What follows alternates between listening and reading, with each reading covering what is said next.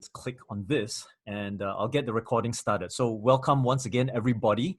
My name is Stuart Tan. In case you guys don't know, I'm not the main guy to be interested in. The main guy to be interested in is the guy over here, if I'm pointing in the right direction, based on where the other direction. Oh, in the other it's the other direction. So whatever I see and whatever you see is probably different. Zoom just messes all these things up. So for those of you who are on, great appreciation, sound of appreciation to all of you. It is 2 p.m. in the afternoon, Singapore, Malaysia time. If you're from somewhere else in the world, especially people like David in Texas, thank you so much for chiming in, even though it's 1 a.m. By 1 a.m., I'm dead to the world. So I would always encourage everybody to keep the chat going, keep the questions coming in. I will do my best to select and run through all of these questions. Now, what are we going to be covering? We're going to be covering copywriting as a career, copywriting as something that will boost your business from 6 figures to 7 figures or 8 figures, maybe. Something that could convert your ability or to influence so that you can basically write your own damn check, which is a phrase that I stole shamelessly off Kenneth. And obviously, the science of copywriting. What exactly does it entail? Why is it so powerful? Why should we even learn it? Especially for those of us who are completely new. So for those of you who are not a stranger to the concept of copywriting, can you just type in the number one inside the chat so that I know where your starting point is, yeah? If you're no stranger to copywriting, type in the number 1. You may have heard about it. You may have understood some parts of copywriting. You may have even downloaded by mistake somebody else's template that they sold you for $47, and so on and so forth, right? It is true. I'm going to get to that as well, Kenneth, because I see a whole bunch of people selling templates and copywriting templates and all that. It's not that I haven't bought them myself. I have. I've been victim of trying to do the shortcut and stuff like that. But again, thank you all very much. I want to be able to take this opportunity to really be upfront with you. I have an ulterior motive in interviewing Kenneth, and he doesn't know what it is. Laura probably knows. No, I don't. Because he doesn't know, okay? And for those of you who know me as an NLP guy, I've been doing neurolinguistic programming modeling for all sorts of things. Even the most obscure things like gemstones, geometrical lines in like that. But I started off with marksmanship, the attitude behind marksmanship. I went into best-selling authorship, of which I had 3. Amongst other things, right? So influence, leadership, and all that kind of stuff. So whenever I'm learning from people, I'm actually putting on a slightly different lens. And Kenneth, I'm not sure whether you're ready, but the questions are going to come fast and furious. You don't have to answer if you don't want to, but I think it'll be interesting for both of us at least, okay? So for those of you who are we're still having a few more people just joining in. I am here with the illustrious Kenneth Yu. And if you want to master copywriting, this guy is, in my opinion, one of the most, freaking awesome. Sorry for the lack of, for the right adjectives, but awesome geniuses in copywriting.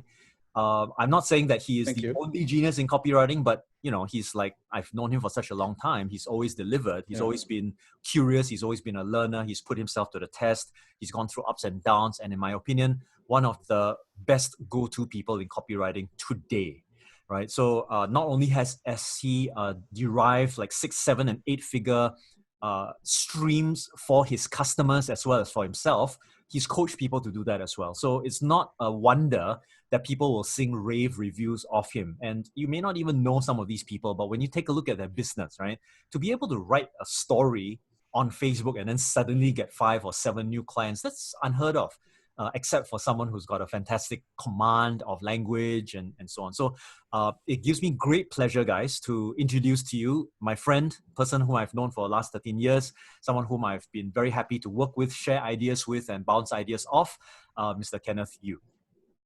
Thank you so much.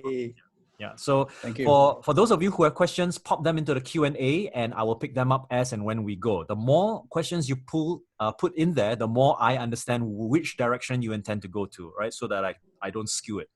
So, Kenneth, welcome once again. Thank you very much for taking the time. And I hope that we can have a lot of fun at the same time, right?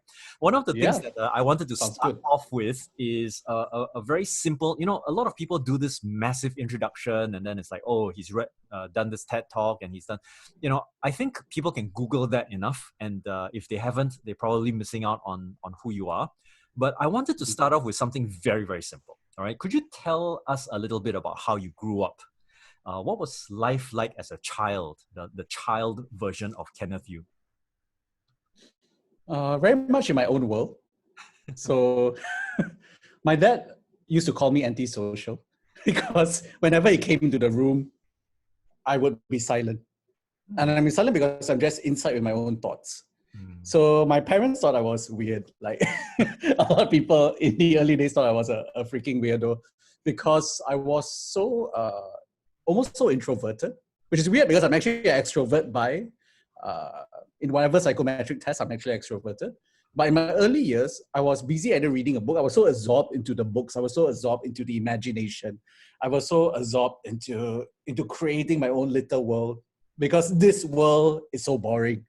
The world of studies and the world of kindergarten, it was just so boring. Everything was just in my head. So my childhood actually lived inside, not out. I noticed that one of the things that struck me in your description was that the outer world is kind of like boring. What do you do in your inner world? And again,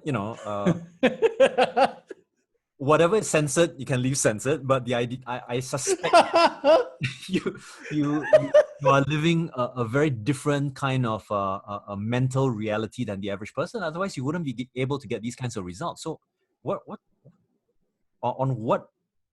reality do you border on whenever you go inside? I would say now reality has actually caught up with my imagination because the reality now is so insane. Like, the world is just so crazy. So it's caught up with whatever's inside here already. But prior to 2020, prior to the craziness, which is, the COVID, Trump, whatever, fake news era, I think what was really inside is just creating possibilities, almost like I'm in this world today. I'm in this. So, I go to school. I'm in kindergarten. I go to school. I'm in secondary school. I go to school. And, school is boring, pretty much. I mean, I know a few people find it interesting, like the maths and the history and whatnot.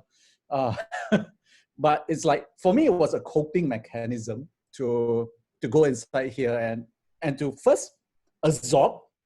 That means when it comes even to your imagination, you can't output without input, right?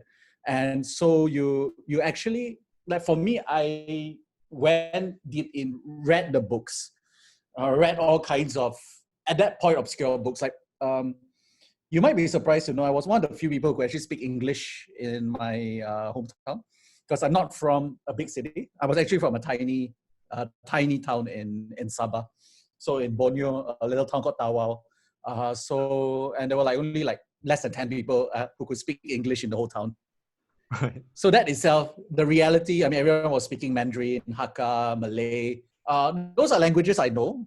And those are languages I probably have a degree of enjoyment, but my mastery was in the English language. So even the ability to speak English and the ability to write and express in English already made me different from the rest, which means that how I process the world was really different for everyone around me. Like if I was in an urban setting, maybe I would have more peers and I probably have more similarity. But because, I came from a different linguistic reality when I came to a small town, and that created, I think, that chasm or that difference. Who influenced you in order for your language? I mean, you do speak exceptionally good English, and I think that's a comment that many people, even from different parts of the world, would say, wow, you actually bring your ideas across very well. Where did you get that from? Who are your influences? Was it directly from school? I mean, Tawau doesn't strike me as a... Okay, let me tell you how horrible the English was in Tawau. I don't mean to bag anyone, but my kindergarten teacher from the Chinese school had the word crocodile flash on screen. Like, crocodile, right? And I pronounce it crocodile. She went like, no, it's crocodile. And giraffe was giraffe. I was like, oh shit, man. So basically, I'm like, I can teach you already. So no, it's not school. What a bunch of nonsense. Yeah. So it was just a bunch of school teachers who were just forced upon, here, teach English the best you can. So my mom, to a certain degree, because my mom was an English teacher and the right kind. So she's not the crocodile English teacher. She was actually good. And I actually picked up reading on my own. Okay. Like, I know my mom read to me for like a couple of months, and then I started picking up the books on my own. So I actually just started reading on my own. I was like, I could read and read very in depth, and that has carried me through. So pretty much I taught myself. What kind of books did you read when you were young? Enid Blyton. Okay. So imagination. Fiction, fantasy. Yeah, Dr. Dolittle. So big influence for me. Okay. So Enid and Dr. Dolittle would. Right, yeah, Trixie Belden, if you know Trixie Belden. Okay. Like, so at that point of time, as you began to pick up, when was the line when you started to say, hey, this is powerful stuff? I mean, not everybody who's got a good command of English will think that, hey, language is powerful stuff. I came across it because I studied NLP and I knew what it could do, right? But when was it that you started to go like, wow, this could really turn heads and open wallets? Wallets, I don't know, since I didn't have much of a concept of money until fairly recently, I think. Okay. The last few years, I think. But, so at the age of 14, actually no, 11 years old, I joined the Commonwealth essay competition, and I won a prize. Not the first place, but I actually won merit prize, which I think was an achievement considering, I didn't have any exposure.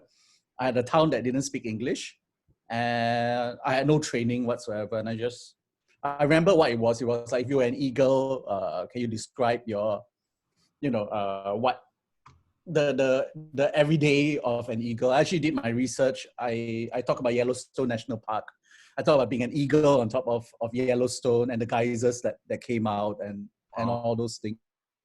So even then, so I think whatever happens inside is also probably part gifting. I mean, it's part nurturing and all those things, but also I think there's a natural flair to it that I had. So that was actually my first moment.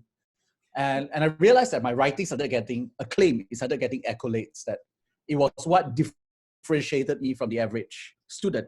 I mean, not just in Tawau, but, in other parts of Malaysia, my writing was considered one of the best already, even in the early age. Yeah. Interesting. So I'm actually hearing a few things that come from that. Firstly, the idea of being, in a sense, achievement oriented, right? You were keen to arrive at that kind of a result. What was the feeling that you get when you managed to get or clinch these awards? What was that sensation that you got as a result of that? No, fascinating questions, Stuart. I had a feeling I got was one of vindication, and one of, and let me tell you why. It's because I suck at everything else. So I love my English so much that I sucked at every other subject in class. I remember in Form 4, which is 16. Yeah, I think 16 years old. I became a legend in my school because I did the accounting exam and I got 2 marks out of 100. And I was the school teacher's son, right, in the school. After that, my mother sent all the siblings over to the other schools. Right. She couldn't depend because I was writing English essays. I remember I was like writing like, wrestling promos. You know how you have pro wrestlers? And you grunt and you do all this promotion. I was doing that during accounting class. I just I got 2 marks for the date and the title of the account. So wow. So there you go. So when I actually do well in something, I felt quite vindicated. Wow. I guess. Okay, actually that tells me a little bit more about that psychology behind Kenneth Yu. It's not just I'm writing so that I can make money, but it's a very strong, shall I say, emotion that drives you to move away from just, being run of the mill, being bored, and to a certain extent rebellious, isn't it? I mean, at least I'm hearing that, because I never knew that you're motivated by vindication. I mean, if you had a common enemy, I think we'll all bash them up together, right? That kind of thing. Yeah. So, and another thing that's very interesting is this thing called the viewpoint. Because in your award-winning essay, you said that you were able to circle Yellowstone Park without really being there, right? What's your opinion about perspective and the power of perspective in copywriting? I think it's everything. I think I actually wrote a piece in Facebook a while ago called How I Became a World-Class Copywriter Without Writing a Single Word. And it's all about the power of empathy. And that is, the more you feel like your prospect, then the more powerful your copy will be. So I write copy that resonates really well with the prospect, because perspective is everything.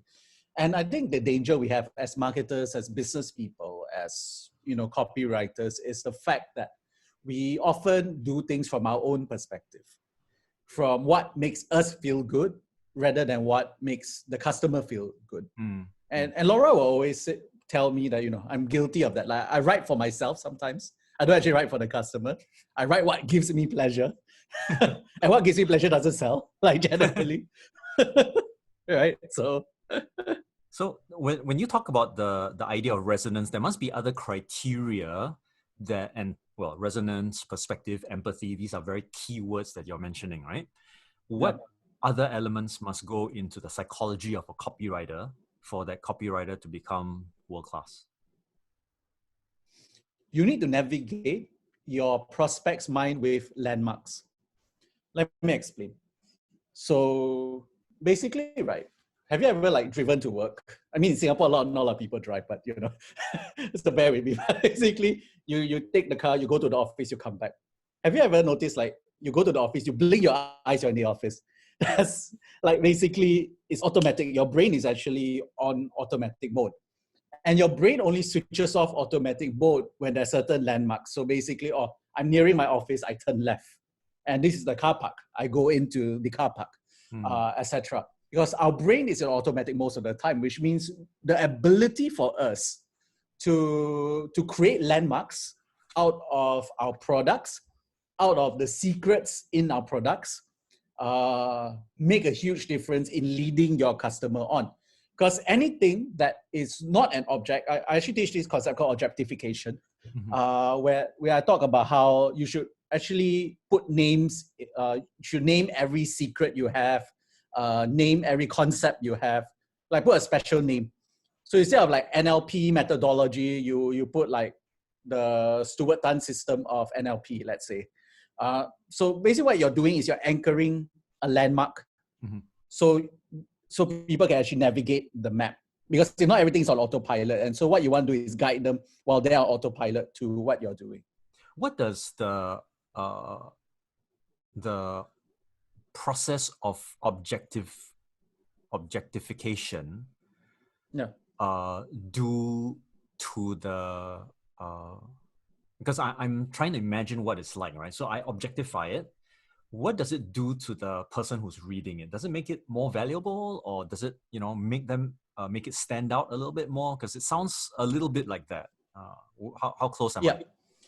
Yes, you're very close. So let me give you an example recently. I thought it was just an epic version of that. And here's the thing. We haven't talked about bright, shiny object syndrome, right? We talk about, we chase all these bright, shiny objects. The thing is actually ingrained in human nature to chase after the bright, shiny object, because everything else is too boring already. Everything else is too dull.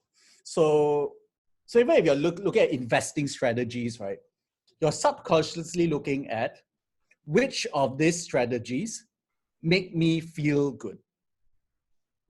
Okay, let me just try to go deeper into this. So when you're, in a sense, let's say if I'm doing investing, let's say if I go for an investing course, I'm not a master investor. right? Like I'm not a master investor. Warren Buffett wouldn't go for investing course. So, but right, if I go for investing course, it's because I want to learn. But I do not have the knowledge to judge which of these techniques are the best. Okay. So if I do not know which techniques are the best, I will pursue the techniques that make me feel the best. So you don't go for what is good, you go what feels good.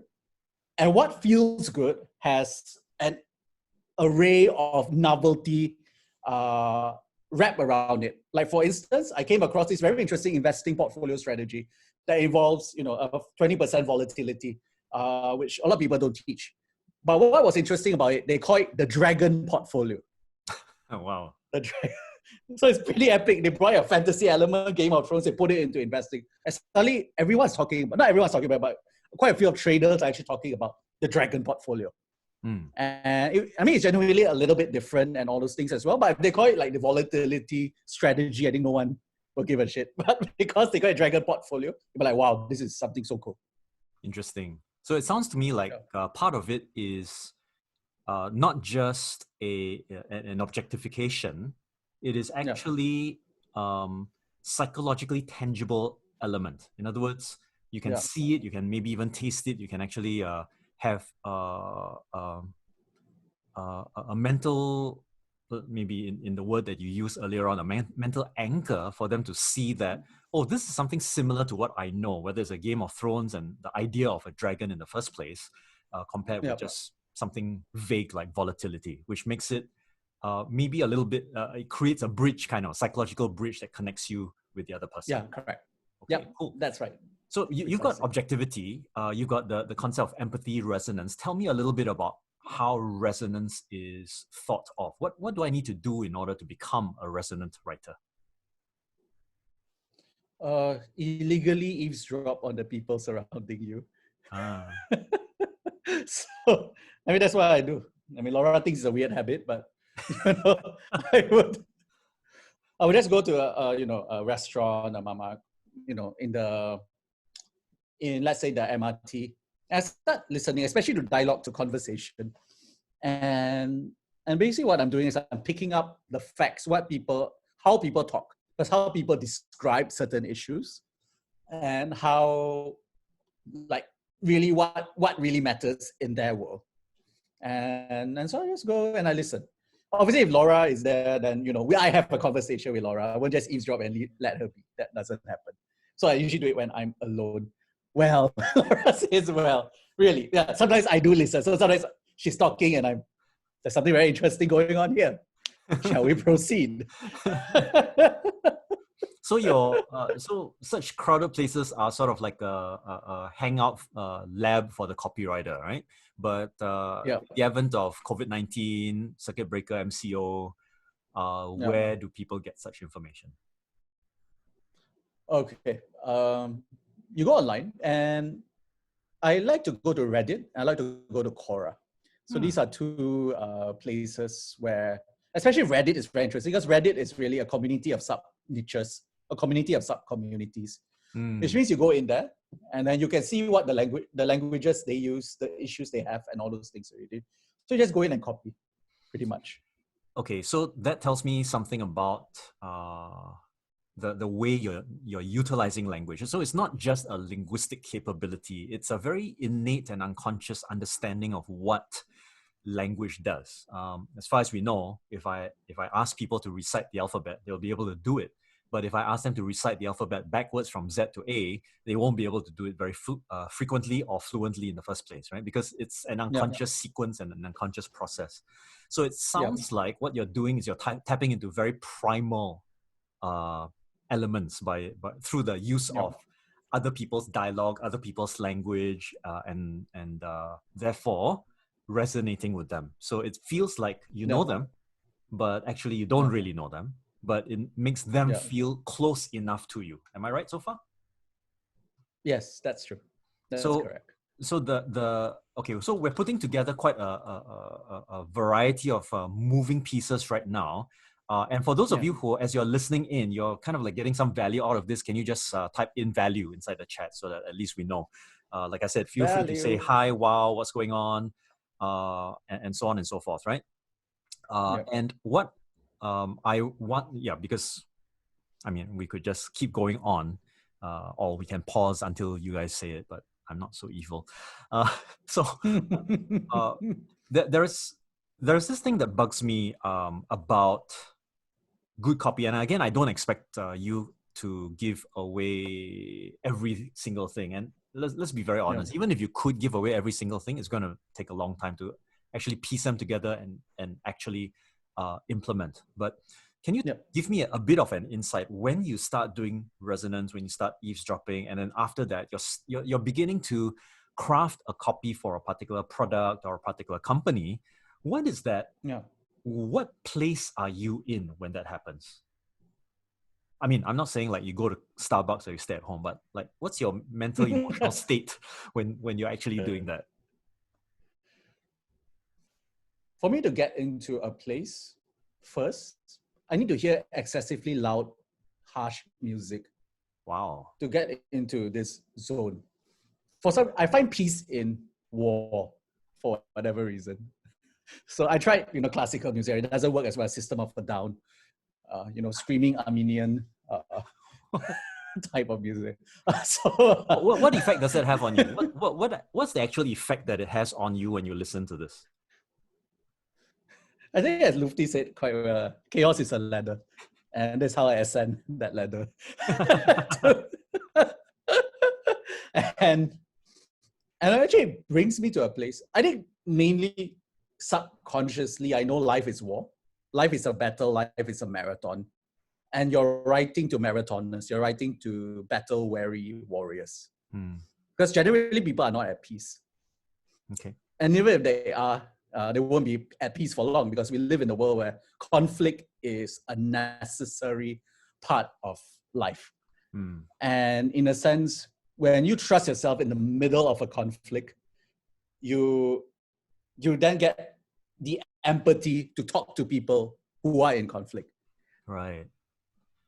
Oh, that's a very, very interesting way of looking at things. And I do resonate with that as well, because one of the characteristic elements of, I mean, as a psychotherapist, this is what I do with people anyway. So I see people who are suffering, and the extent to which I can share a story that resonates with their suffering makes them more amenable to the treatment. I know it's weird, and therefore, to a great extent, the success of a therapeutic intervention is really based on the level of rapport that a person actually has, right? So it's interesting that there's some parallels to this. I like the idea that you need to go into maybe even this conflicted space that the person is in. So what do you do with that conflict? Do you tell a story about the conflict? Do you make people feel the conflict? What goes on there? Yeah, I amplify the bloodshed. So that's the first thing I do. If there's a drop of blood, I turn it into a massacre. Okay, so what's that supposed to do? Contrast. So relief is better felt when there's more pain. So if there's a little bit of pain, you offer relief, people don't give a shit, right? So basically, you need to amplify the pain, like, oh my God, this is happening. This battle is happening. And then the white knight comes. Right. And because if the white knight comes and everybody is like at peace, there's no point, right? Yeah. It's like if Aragorn had all of his armies that could just flick Sauron into the depths of wherever, then it wouldn't really be a story, would it? So. Oh yeah, I mean, yeah. Okay, so that's pretty profound. Where did you get this from? I mean, how did you come across this wisdom? I think it comes naturally to me. I would say. I mean, were you were you in a situation of like bloodshed and probably not literally, right? You didn't go around and massacre people and stuff like that. But there must have been incidences that got you to think this way. Where did that come from? I think it started coming naturally. Like, I don't think I was this smart until maybe a couple of years ago. So maybe 2 or 3 years ago. Oh, that's a really late bloomer there. Very, very late bloomer. Very late. Laura, I tell you, I adulted really late. So I was a Really? man boy for a very long time. Yeah, quite a long time. Interesting. Yeah. At least she's young enough to stay with me. So, I'm a charity. So, anyway.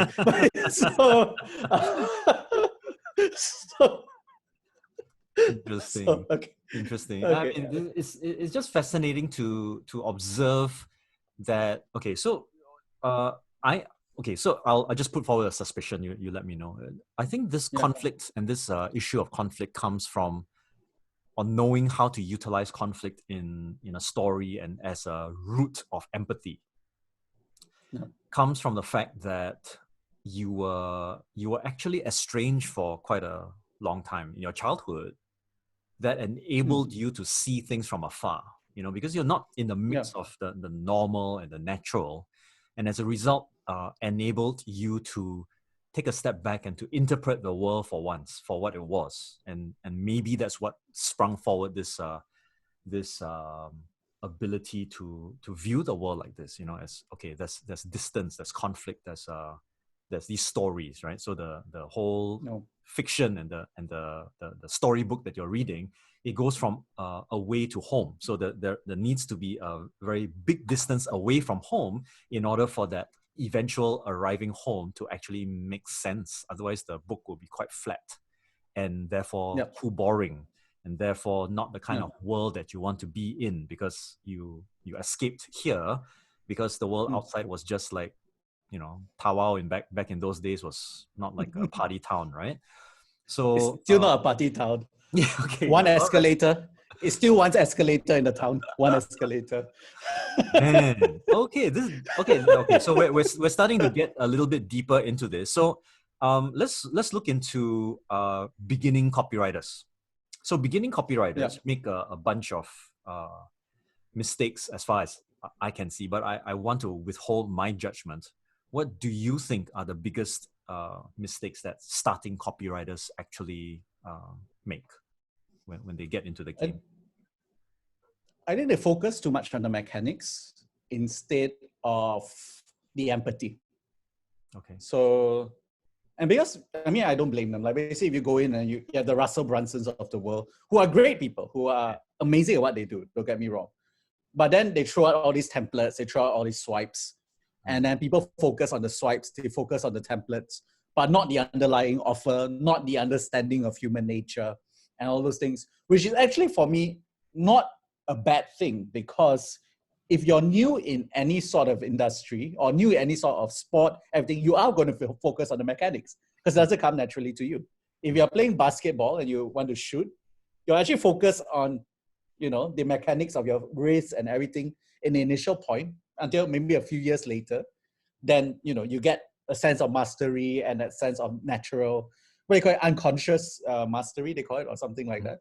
Yeah, so even unconscious competence, yeah. So even with copywriters, there is a need first to do the mechanics, but you can't stop at the mechanics.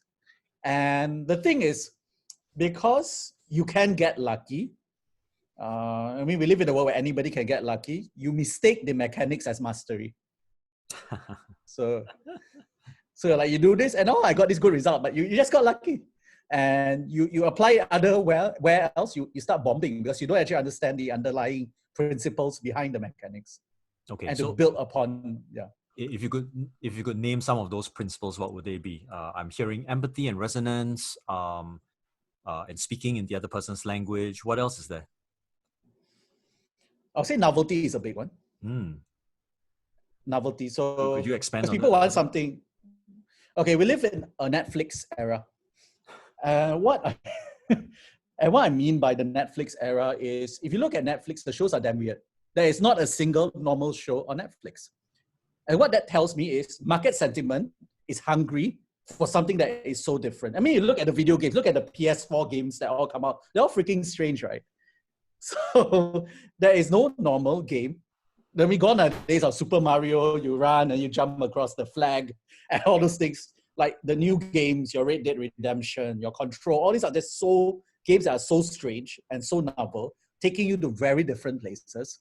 because the market is hungry for something different. And here we are in the online direct response telling people that no, follow the swipes, follow the masters. And in fact, and I want to be careful with my words here, when it comes to the masters, the copywriting gurus and all those things, while they're great, like Halberts, you know, your Clayton Makepeace, your Ben Sylvanga, all these guys are amazing and I learned so much from them. But for some reason, they stopped there. The online direct response copywriting community stopped at the feet of the masters, and there's no improvement and no innovation after that. It's almost if you're in medicine, you stop at Hippocrates. You're basically like, let's all study Hippocrates and that's it. You know, whatever new innovations come out, you know, whatever happened in biotech and everything, it's not as relevant. It's not as relevant as Hippocrates. That's actually online direct response. It's worshipping at the feet of the masters when we should be improving ourselves from that. And okay, so now that you're mentioning the word that strikes me is the word innovation, right? So to advance and to improve, what is missing from a new copywriter to be able to jump to that next level? Okay. They need to understand that the market is saturated. So what I mean by that is, you know the 5 levels of market sophistication? Eugene Schwartz? Eugene Schwartz, yes, yep. Correct. By the way, if you guys want to look for the book by Eugene Schwartz, it retails at about, I don't know, like $340 on Amazon, right? So go and try it, breakthrough advertising. Yeah. Classic. Classic. Still the original. And it's a good book. So, but the people don't build from Gene. So basically you have the 5 levels of market sophistication. I won't go so in depth. Basically level 1 is the virgin market. That means if you were a baker, you'd be the only bakery in town. So before the times of bread talk in Singapore and everything, there's one baker in town. That means if you sell white bread, your advertising is really white bread sold here. So basically that's enough to carry you through. And obviously when you go to level 2, level 3, there's a bit more differentiation. Now you say, I got chicken floss bread, I got dirty buns and all those things. And then you go to level 5, it's like every other corner has a bakery shop. Now what? How do you stand out from that? And the thing with a lot of the copywriting training is either level 2 or 3. So basically you study till level 2 or 3, but you're not able to outcompete because competition is a real thing. Competition is a real thing that a lot of these teachings don't actually take into account. And people say, oh, go to the blue ocean. The blue ocean will turn red in the next 3 months because that's how fast technology is. You're holding your market position for like 3 months and then the sharks will all come in already, which means you need to actually learn. I saw some new novel approaches, and then it's like within the next week, someone else launched using similar headlines, similar images and stuff like that. So you need to always be not just ahead of the curve, but even in the thick of the action, be the bigger shark of them all. I call it the monkfish principle. So the monkfish is a fish that's so freaking huge, it eats sharks for breakfast. So you need to go there, and you need to build the monopoly, and you need to basically take advantage of every unequal opportunity that you have. Okay, so that's unpacking a little bit more than just copywriting as far as I can tell, because you're talking about opportunity finding. Where, what does that actually entail? Because it sounds more than just writing, right? Yeah, so I'm talking about, that's the writing portion. So I'm now going a little bit off scope or above the scope, which is, if you want ultimate success in a business, you need to be a monopoly and you need to be unregulated. So basically, like Agora pretty much is that. It's monopoly. It's regulated. So it's not a perfect business model. In fact, it always gets clamped down by the FTC and all those things, but it has a monopoly in terms of the writers, it has a monopoly in terms of the spend, and all those things. Like the aim is actually to be a monopoly, not to play among this field, but to find whatever advantages over here. Okay. And but so copy can help, but yeah. But that's a moving target, isn't it? I mean, nobody ever. I mean, even if you end up being a monopoly, doesn't necessarily mean you'll stay there because it's such an open economy. The right group of people with the right brains will be able to take that down very easily. So the key thing is in a monopoly, people can take you down, but not easily. I mean, if you are the sitting ducks on this level, then you're already down. You're already getting stomped on the boot of whoever is bigger than you. Right. So you want to be actually here. Okay. And while it's a moving target, yes, but at least you're aiming for that target as opposed to either mediocrity or, I mean, you can play here. You can play here and still make money. Sure. Yeah. ClickBank. But where the untold riches here is here. Yeah. ClickBank. Yeah. Well, yeah. I mean, I'm just mentioning that out of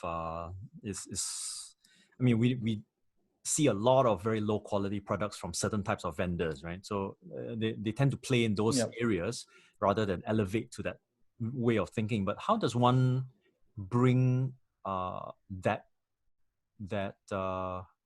approach to thinking about business in the first place? Where do you, because to set one's sights on something like that, you'll have people saying, oh, that's too big for me. It's my, who am I to do that? What goes on in your mind when you start thinking, okay, let's have this big, hairy, audacious vision? I think I always, even at an early age, I wanted to change the world. And I wasn't content in using the word, change the world as a form of plenitude. Like basically, change the world, it's a tagline and all those things. Like, I want to actually freaking change the world. Like, what does it actually mean to change the world? What are the strategies we need to actually bring about systemic change that outrage, that ridicule, and all those things can't achieve? So, we talk about BLM and all those things. I wouldn't touch it. But what I see is everybody's going grassroots up. And they're complaining about, okay, there's systemic racism, systemic inequality and all those things. But how do you go into the system? But how do you actually solve systemic racism? Though the key is actually in the system. So if you change the system and you have enough influence to change the system, then you bring about the outcome that you're supposed to. And so for me, the why I think the way I think is actually out of necessity. Because if I want to change the world, then I need to think in a way that actually brings about actual change. What do you believe? What do you believe about change? I believe money is influence. And I believe that money, when deployed in an integrous, value-laden way, yet strategic way, can actually bring about that change. So I believe in conscious capitalism. That means I fully believe in a capitalistic system, but I believe it needs to be imbued with, I call it the Christ consciousness or whatever, or the other consciousness, to bring about that change. Because capitalism is very powerful in systemic and societal change. Because business is really all about, using money to carve out a culture, and that culture reinforces itself in commerce, that then reinforces itself in value change.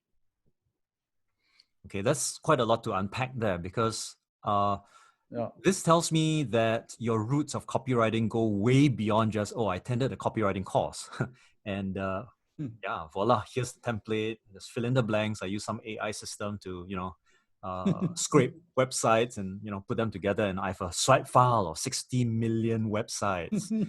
Big deal. But it tells me a lot more. Now, guys, for those of you who are, there's like quite a number of you who are here, right? You still feel that you're getting value. I don't know about you, but I've already started to pull out pages of stuff. I've even drawn graphs. I don't know why I've drawn graphs in a copywriting interview. In my opinion, that very, very deep-rooted sense of understanding or observing the world served you from a very young age, because now you're observing, you're seeing what's the gap and then you're allowing yourself to utilize this early wisdom that you gleaned from the world at large around you, to sort of like come to a conclusion with respect to your personal mission. Now, I know that you're a God-fearing man, and I just wanted to find out how that influenced your copywriting, if any, because in the beginning there was the word, right?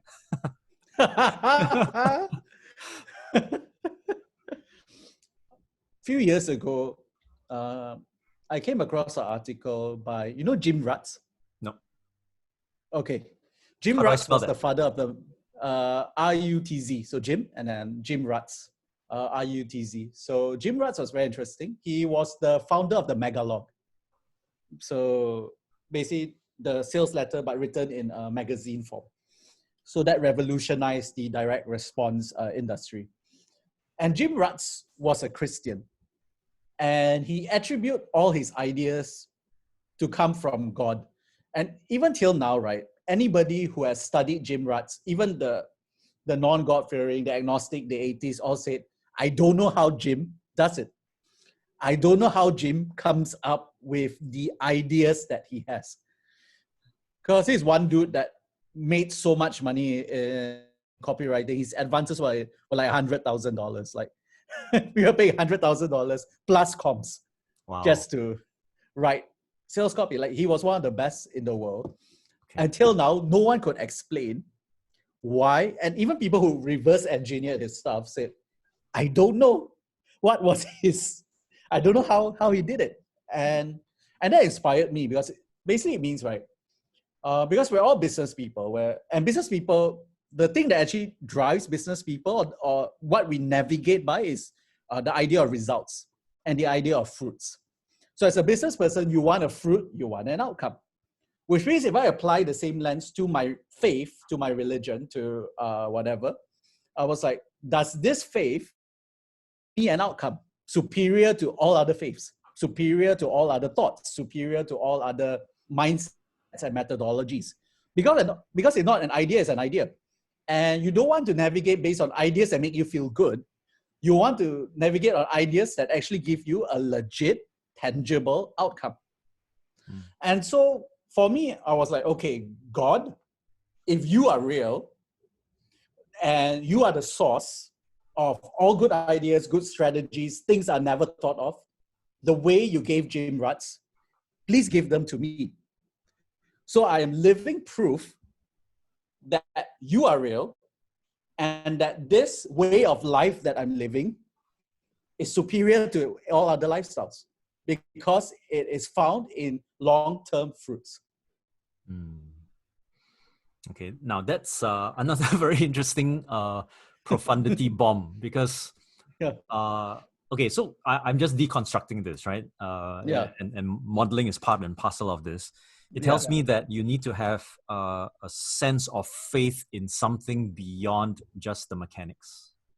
You have to have a deeper sense of connectedness with your creator, your whatever it is, your universe or something. I know some people who are quite agnostic, but they draw their faith from the product that they sell, right? It's like something that they absolutely, truly, and no negotiation, right? It's absolute truth to them. And so this begs the question, as always, where and how, maybe I'll use the latter form, right? How did you find that this was a source of conviction and strength for you? How? That's interesting. I think it's always been in me. I think I always had a relationship with God. So even at a young age, I think at the age of 8, I accepted Jesus into my heart. And then it always stayed with me.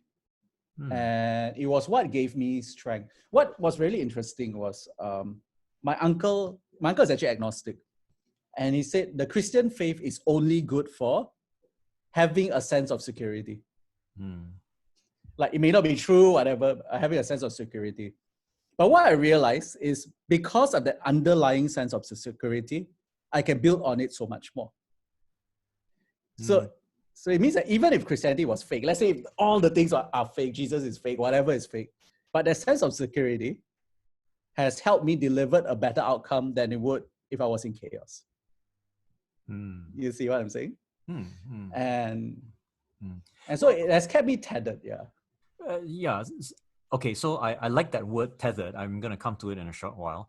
The idea of security is a very interesting one. So almost everybody who wants to start a new venture, right? Whether they were formerly employees or they're attempting, like some of the questions were coming in, they're about, okay, so how do I get into the copywriting gig economy?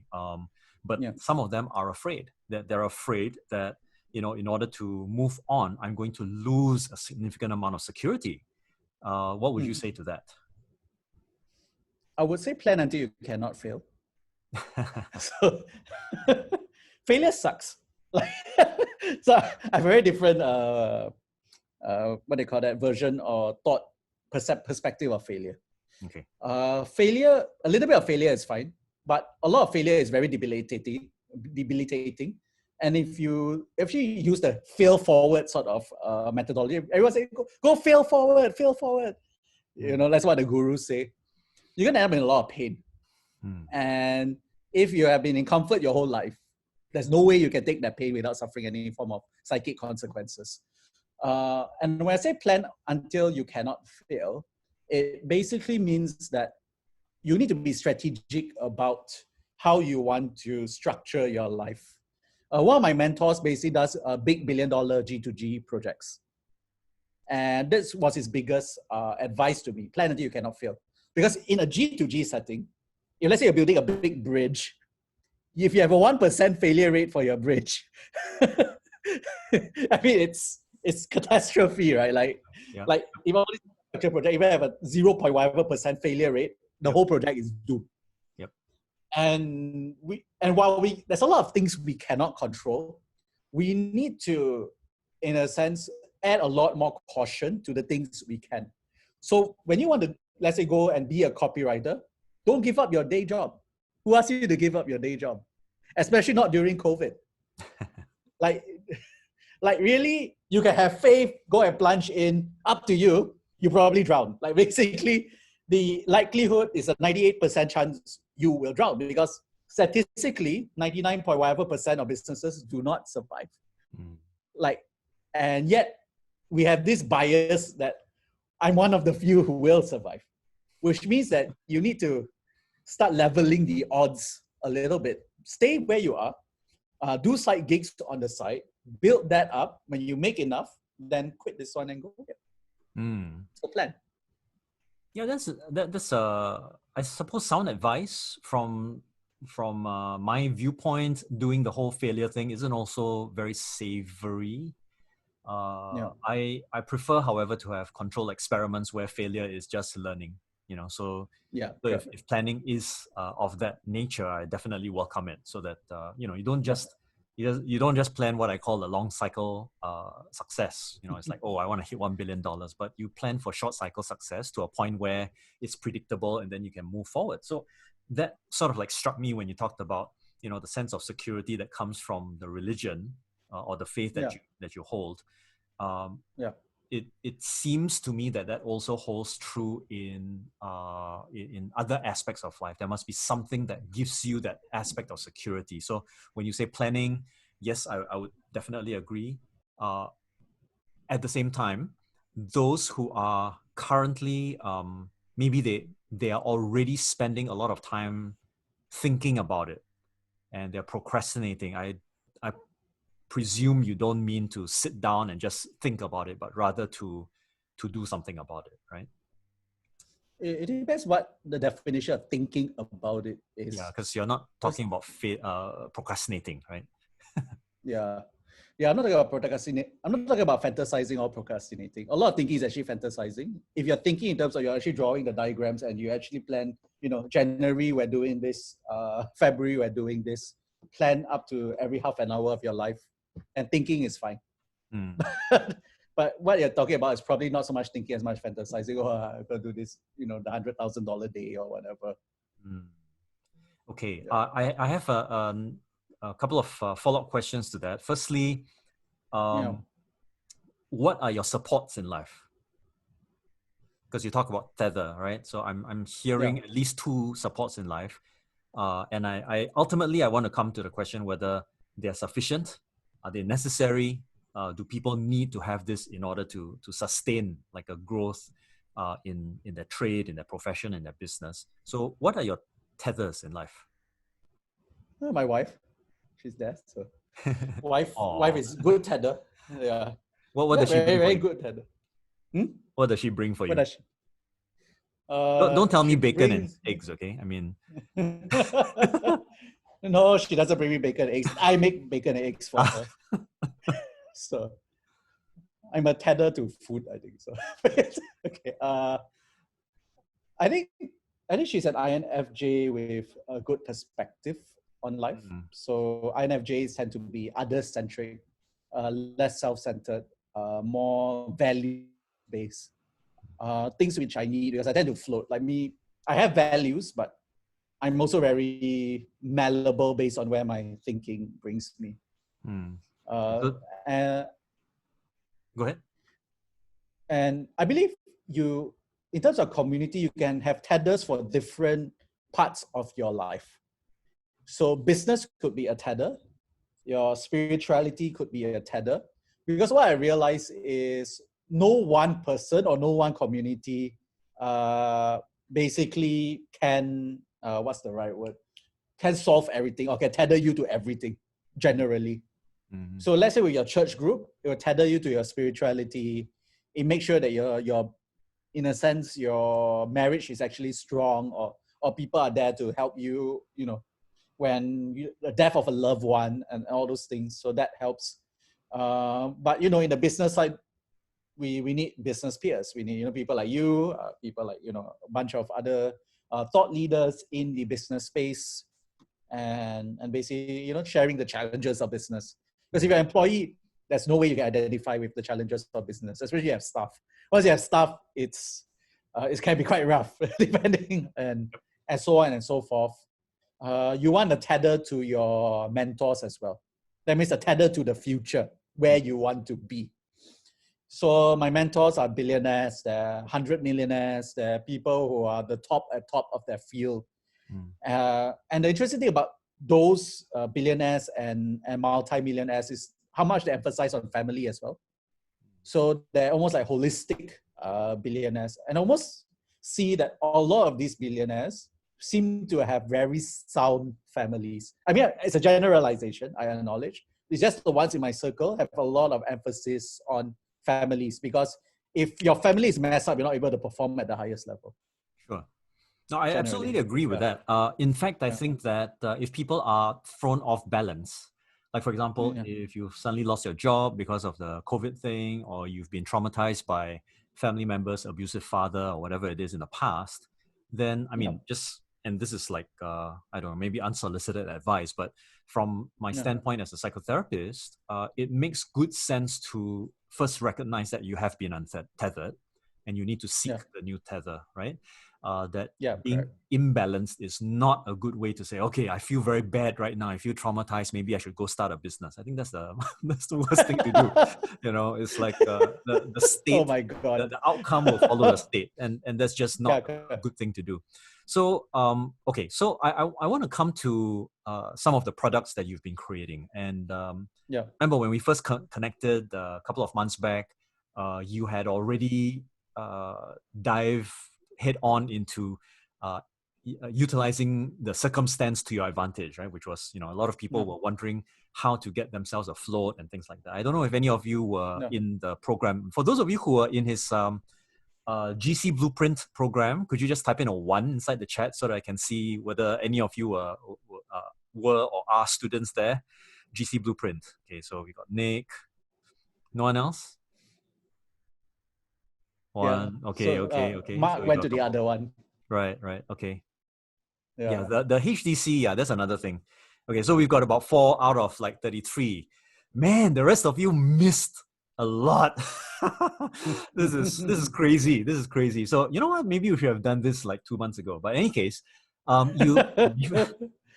I don't know. I mean, it's one of the most profound things to be able to go in and then within like what do you say, 48 hours, something like that, to scratch close to six figures. That is nuts, right? So I want to go back to a couple of things. Firstly, can you tell me, or I know about it, but can you tell everybody up here about the premise of the blockbuster formula and how it contrasts with the scalable parable, and anything else in between, so that at least, even for myself, at least I know if I were to recommend people, and I haven't gone inside scalable parable yet, but I've been in blockbuster formula like 3 times, 4 times over already, 3.5 times. So I know exactly who needs that in my viewpoint. But from your viewpoint, who goes to which program?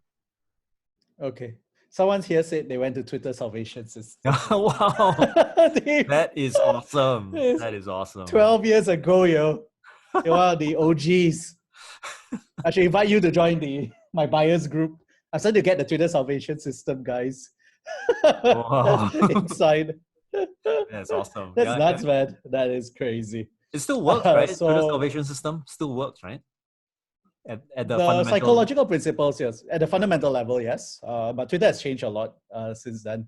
So it's time to upgrade. So it's time to upgrade, yes. So blockbuster formula is based on the gist, right? That if you actually look at the number one thing that differentiates the top online marketing guys, like all the top, I'm talking about the 7-figure online marketing guys, the guys in the 2 comma clubs and all those things. It's actually not because of their funnels. It's not because of it's even not because of their copywriting. It's not because of their joint ventures as much as it is that they know how to come up with offers and to come up with blockbuster offers. And the more you're able to come up with an offer that resonates in the marketplace, then the more the more successful you will be. So if you're able to master offers, else it's a commodity. That means if I want to do Facebook ads, I can just outsource Facebook ads to someone to do because I know my offer converts. So basically at the core, if we're able to do the offers, then everything's forth from there. So that's the blockbuster formula, and you can see the amount of testimonials there is insane. Yeah. And there's actually 2 more things, like the only blockbuster formula and scalable parable are readily available, but there's 2 other things I came up with. That's during the Nights of the Holy Grail No Corona thing. One is the gravitational causes intensive. The other is Holy Grail copywriting, but those are open and close only at certain seasons. Gravitational courses teach you how to build G courses. And basically, I teach you how to build E courses that draw people to you automatically. That means inherently attractive E courses. And the methodology is crazy. People have used my just the free trainings, and I made money already. I can imagine. Someone went from national to regional level using some of the methodologies taught in the free No Corona training, which I'm going to open in June anyway. Someone got hired by Acorn for some global initiative over the social marketing stuff we did. And then there's Holy Grail copywriting, which is pretty much all about how do you be an A-list copywriter? How do you be a business owner who thinks in an A-list way? When I talk about A-list copywriting, I'm talking about the people who get paid $15,000 to $25,000 US dollars per sales letter. So those are the sort of things. So Holy Grail is pretty much about that, about having the tools of copywriting to write like an A-list copywriter. And obviously the last one is scalable parable. So scalable parable is interesting because I thought to myself, okay, I want to go to the most effective persuasion structure on earth. What would that be? So, we go to Milton Erickson, we can go to Richard Bandler, we can go to Kenrick Cleveland, Tony Robbins, etc. That was like, okay, what brand organization has an 83% penetration rate? And the answer is religion, right? So religion has an 83% penetration rate. So I was like, if 83% of the world is religious in some way, even nominally and whatnot, that means the religious conversion tax have power to it. So I just reverse engineered. Essentially the Bible. I just put all the persuasion strategies and I reverse engineer into an 8-step program, 8-step storytelling program called the Scalable Parable. Nice. And yeah, thank you. So it's religious-based storytelling, so you can make more sales. Because if you're able to use it and convert people in, like basically it's the same. Like all religions want their faith to grow. If not, the religion will die. Yep. So basically, I just found self-propagating persuasion strategies that anyone can use and apply. So where's the? This is a good question from Vikas because it came at the right time. Is Scalable Parable open? Is Blockbuster Formula still open? Blockbuster Formula. Okay, here's what you can do. So basically, Blockbuster Formula is $997, right? But if you get Scalable Parable, which is $197, there will be an upsell to Blockbuster Formula for I think $397. Oh, wow. Okay. So for the price, half the price of Blockbuster Formula, you get the bundle. Wow. Scalable Parable, Blockbuster Formula. That's crazy. Yeah, I don't know. I don't know the wisdom of that. If you ask me, I have spent courses. I've spent 5 times as much on copywriting courses, including just boxed sets, right? Like in the good old days, I studied under Yannick Silver. I love him to death, So did I. I bought his entire Ultimate at Home copywriting course and I attended his program. So Vikas is asking where you get them. So you go to Scalable Parable. Shall I type it in? Yeah, you can. You can type it in. Okay, so you type it in. Parable.com. Okay, so scalableparable.com. So as Kenneth has suggested, his funnel is scalableparable.com and then heading off to Blockbuster Formula. If you ask me, Blockbuster Formula is okay. For those of you who are intelligent enough to know when persuasion is applied in writing, you can apply it in speech, right? Okay, you can apply it in conversation. So that was the single most interesting defining factor that got me so awakened to Blockbuster Formula, because it's the same thing when I went into your course at first, Kenneth, for Blockbuster Formula, when you were eliciting for test subjects to go through the whole thing in the first place. Yeah. And by the way, I really admire how you have upgraded it, developed it further, adjusted things. It's very, very nice and cogent now. I know because I've gone through it 3.5 times. So my thought, and the reason why I went through it 3.5 times is not because I'm a slow learner, but I'm learning across different elements. So remember the conversation I had? I was looking, the first time I looked at it through the lens of a marketer. It wasn't, to me, it was like, good to know. But it wasn't urgent at a point of time. And then I started to put on a slightly different lens. I put on a lens of persuading someone in a meeting, right, whether online or offline. Then I started to put on the lens as a person who had to train leaders in organizations. And then all of a sudden the game changed because the application of this is crazy, it's insane. So to me, it was like, hey, why not? Because if you ask me, $997 is already a crazy price, because if I'm not mistaken, I remember spending over $4,000 or $5,000 just for combination of Yannick's all of Yannick's stuff, amongst other things, right? And attending events and so on. So to me, I think it's a good deal. Are you sure you want to let it go at $397? Maybe you should put an extra zero at the end. But having said that, again, I don't mean to be disrespectful to the people who are on the call. I really feel that if you have already been in there, I think it's a blessing. I think it's one of those things which not only prospers your own business, but it also prospers the people who are with you. Because, if you listen to what Kenneth is saying, what he's saying is, you firstly need to understand what's going on inside the mind of your audience, your target. And once you know that your target audience has got certain types of needs, certain ways of speaking, obviously you can connect with them so much more easily. And then from there, as far as I'm concerned, all right, maybe I'm mistaken, I'm not selling. I'm just providing the best value service to the people who already need it, you know? So it's not, it kind of flipped my understanding about selling, because it forced me to look at the fact that I have no power. I'm not telling somebody to do something.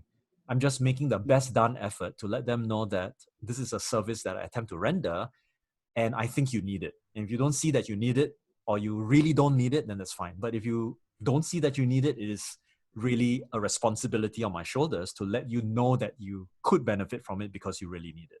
You know, that kind of a mindset. Yeah. So if someone gets into scalable parable and then does the whole blockbuster formula, is there kind of like an end to this, or is this like a never-ending funnel which goes deeper and deeper into the depths of my bank account, Kenneth? You know the weirdest thing, I've been getting such crazy fans that I think some people who have already, because scalable parable is included in a few different packages. And so when I actually sold scalable parable, like on its own for the first time, they're like, can we still buy it? It's like, you already have it. Why can I still buy it anyway? I just need to buy something from you. Produce something new. Because the dude basically bought everything, like everything. Wow. I got nothing to sell him anymore. Like I think I'm just developing stuff so he can buy, or they can buy it. So one of the things I'm actually doing, the main things that will be, and why I'm doing this, info products at a relatively affordable rate, because these are affordable, like really very affordable for what it is I started a mastermind recently. I call it Inner Sanctum. And I want to empower business owners. So a lot of the things I do is all marketing, sales based.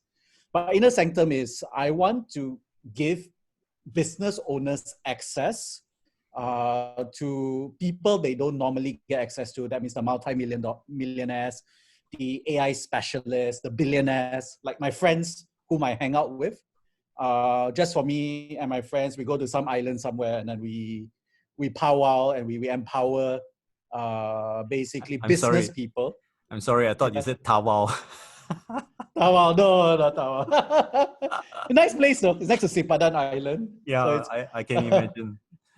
Yeah, okay. So that tells me quite a fair bit, right? So for those of you, and again, guys, I'm not like trying to pitch. I'm not trying to get an affiliate commission. There's no agreement between myself and Kenneth to have any kind of affiliate commission whatsoever.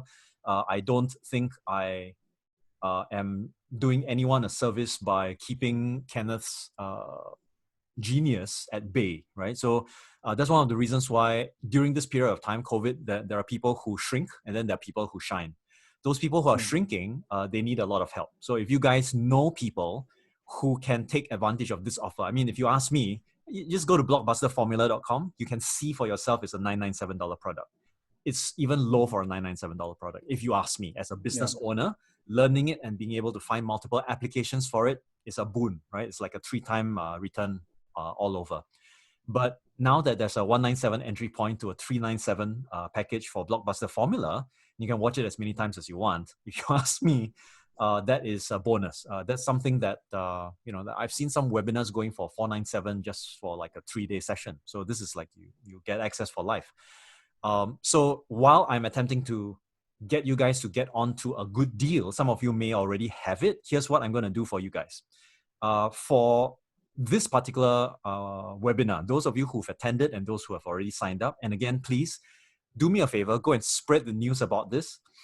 It is a story worth telling. If you understand where Kenneth and I are coming from, many of you know me, I'm not the kind of guy who comes in and tries to pitch you high-ticket items just for the sake of it, right? If you want to, you can take my $10,000 NLP Master Practitioner package, right? That brings you all the way through. But that's not my idea. The idea is that when you are able to prosper other people, that's where the greatest benefit comes from. And I feel that in so doing this, I need to return the favor to Kenneth for spending his time, and for you guys for actually showing up, and for anyone else who has registered. So if you got anyone else who wants to register, get them on this link. The link will still be available. They just need to register and make sure that they confirm their email address. And please, when you type in your email address, remind them to type it incorrectly, not hotmail, not Gamil, Gamil. Gamil.com is Gamil.com. Gmail, right? Mistyped, okay, right in front of my eyes. So what I will do is Oh my this: God. the next week or so, what I'll do is I will be getting this entire thing transcribed. And wow. through the transcription, I will also run through it with a fine-tooth comb using modeling methodologies so as to systemize the thinking process that Kenneth has done. Let me give you an idea of what he has done. He's given you the emotional state that you need to be in order to craft good copy and to be able to craft it fast, to be able to craft it in a dynamic way, not just a boring, okay, you get writer's block. That's what I've seen so far. The second thing, he has given you a range of different value sets that you can mimic as part of your priority list in terms of deciding what kind of copy you actually need to write. So if it doesn't fit in with your moral compass, don't do it, right? If it fits in with your moral compass, fantastic. So that's another thing that I've kind of found out. And I know we haven't talked about it, Kenneth, but this is like your life under a NLP microscope. You've even showcased some elements of, for example, you did mention that the blockbuster formula talks a little bit of offers, and I'm going to dive into that in a short while.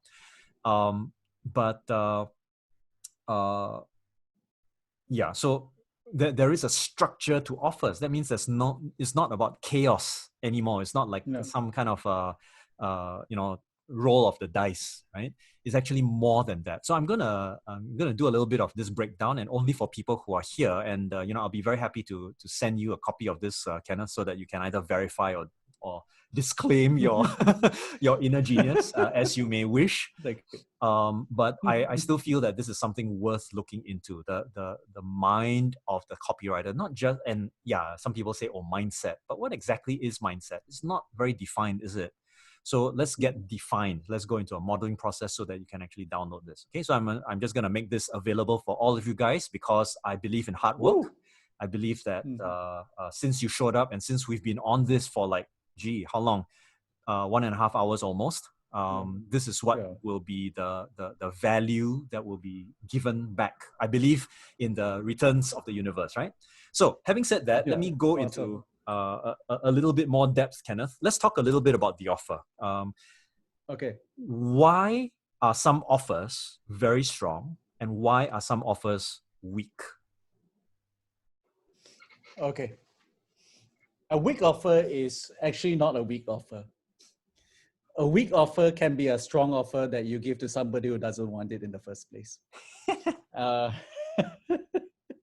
let me give you an example. So, and actually this one I steal from Melvin. So Melvin, so this is from Melvin. So I thought it was just brilliant. Stuart, do you like durian? Yes, I do. Just like durian, you. Huh? Just like me, yes. So if I say, Stuart, here's Musang King for, let's say, 50 ringgit, you want not? What would you say? Yeah. Yes, right? Yeah. Boom. Good offer? That's a good offer? Yeah. It took me a second to translate it from Sing dollars to ringgit though, but yeah, I'll take it. So basically what that means, right, is a good offer is really something that the other person really wants, and you basically charge a price to it and they say, okay, sure. Really, that is fundamentally a good offer. So a good offer to you, which is the durian, the Musang King to you, I give the same durian, I bring it to Germany to the postal service. You know what happened yesterday? 15 people got hospitalized, right, or something, because of the durian that they leaked out or something like that, right? Oh, no, okay. So they actually went to hospital. Same product, same offer, very different reactions, right? And so basically you need to identify the who, give them what they want, give it at the price that they would happily pay for. Mm-hmm. Boom, good offer. That's the component of a good offer. Right. Already. So, but the whole mindset to get there takes a while, yeah. Right. Yeah. And of course, that's one of the things I wanted to allude to because blockbuster formula really helps you to craft an understanding of the audience, which is probably like 90% of everything before the execution, right? So which is the remaining 10%. So if you were to okay, so suppose that there's a product that you launched and then you didn't quite get it right. What would be the steps for recovery in your opinion? I will actually look at the product, and the first thing is not to get into ego bruise mode. Like, woe is me. I'm so lousy. How can I be so so lousy? I'm the best in the world at what I do. So basically, so that's the first thing. Then the second thing is just to see who are the people that bought. Because I mean, if you get zero buyers, then really, you have no data. But if you have some buyers, then you look at the buyers and say, okay, how much of these are warm buyers versus cold buyers? Because warm buyers means they buy whatever you put out. They may not understand the offer, they might buy it anyway. True. So you actually look at the cold buyers, and then you find out from them why did they actually buy. And then you craft your message based on why these people buy. And if it's already, so two things will actually happen. When you ask them these questions, the first thing is, I do have an offer that resonates with a certain target audience already. Now let me get more of that same audience into the group. Or it's like there's a target market you haven't seen yet, or there's a target need that you haven't seen that they buy that's not there. Right. And then you add those needs into your offer. So it sounds to me like it's going to be an iterative process. So even if you bomb, you go back, take a look at whatever you do have, make some adjustments, fine tune it, relaunch it. Yeah. Okay, because cool. I find the when matters almost as much as the what, how, who. Sure, of course. Meaning, yeah, I mean, you launch it and COVID happens. Like basically, no matter how good your offer is, it's not going to work. Like if it's a certain offer, like a theme park offer or something, right? Like this amazing theme park offer, and then COVID happens. No one's going to come. So when actually matters. Yeah, actually, COVID was a good. It is actually a very good example, a very good period where there were so many new opportunities as far as I could see. There were. Like for myself as a training consultant, one of the things that I do is I work with companies and organizations, and it became so apparent that they were lost how to digitize the training programs that were left to lapse for a couple of months, right? So there was an opportunity that obviously had a need. Likewise, GC Blueprint was exactly the same thing as well. If I'm not mistaken, that was how you were able to look at and utilize the opportunity. Now, there are a couple of questions that I wanted to bring up over here. Someone is asking, how is Holy Grail different from Blockbuster? Okay. And when will it reopen? Okay. Holy Grail ideally should be reopened either July or August. Okay. I decided to take June to rest because I did 2 back-to-back launches and then I just needed a break. Yeah, so, can imagine. The difference between Holy Grail and Blockbuster, there is quite a bit of overlap. See, because Blockbuster, one is talking about offers and one is actually more on the craft of copywriting, but they're the same, in a sense, they come from the same source anyway. Because offers are almost a subshoot of copywriting in a sense, like if you actually look at it in that way. So, but Holy Grail has a slightly more emphasis on the copywriter itself. Like if you want to upgrade yourself in your copywriting skill, you go to Holy Grail. If you want to be able to craft offers, especially for info products, initially Blockbuster for me, again, it's an iterative process, right? Offers, I thought it was as offers for general, but it seems more like the people who resonate with it are info marketers who want to craft better offers for their products. Right. So that's the tip. So you would say that someone who's actually on the pathway towards becoming a copywriter and attempting to make a living out of it, Holy Grail will be a better choice. Yeah, and Holy Grail also is once every quarter or whatever. Depends on how often I do it, because that's an actual group coaching program, whereas Blockbuster Formula is a self-paced thing as well. Okay, so give some of these folk some idea in terms of what it takes to get started as a copywriter if they're just starting out. How to get started as a copywriter? I mean, you study the grades. Like as much as I, beg the old people, the old and the dead, that's still quite useful for the foundations of copywriting. I mean, your breakthrough advertising, Halbert's, Boron letters are quite good. You start with that, or honestly start with my course. I find that I teach better than all these guys now. Like, not as a point of arrogance, because all of them can't teach. They know how to write, they can't teach. So I made it simple for the average person. And because now people are using Holy Grail copywriting and they're empowering the entire team. So one of the companies empowered like 5 of their marketers went through my course and they started churning out Facebook ads. And the ads are like crazy and also, so they're actually doing it using my copy to empower their team. So that's actually what's happening now as well. But if you want to get started, those are the few places I would recommend. And watch a lot of Netflix. I feel watch a lot of Netflix, study the art of the story, study the tension, study the conflict, and just use it in your copywriting. Oh, okay. How about branding oneself as a copywriter? I think I know the answer to this, but what would you say to building so-called reputation as a good copywriter? Where does it begin? How does one multiply that or amplify that? Copywriters are paid because of results they have delivered before in the past. Mm-hmm. So you're only as good as your last, I won't say you're only as good as your last sales letter. You're only as good as your last blockbuster campaign. Which means that you can have a lot of medium range to poor campaigns, but that one campaign can define you and you can live off that for the rest of your life. So for me, I actually didn't write copy for a very long time in between. Like, I don't take on many clients now either, but my biggest copywriting successes were the Mind Valley sort of sales letters when I was there, doubled their growth. And then recently, again, with ClickBank, I got the #1 selling e-business product in the whole world right now from a client perspective. I did twice already with 2 different fields. I did one in health and spirituality. So I did it twice already. And that is enough. Like, basically, after the dude posted up his celebration post, in a minute, I got a Facebook message and say, hey, let's work together. Right. So basically, your success will help you, and you need to do what you can to get that success first, which means if you don't have to take that much pay and everything, that's fine. Because then you say, look, I have did this earnings per click. I've delivered this result to this client. You got #2 in ClickBank or whatever. Those are good enough for you to start commanding the fees. Cool.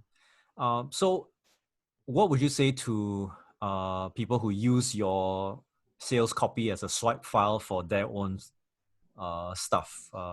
Is it a problem? Is it something that you need to deal with? I'm happy to them.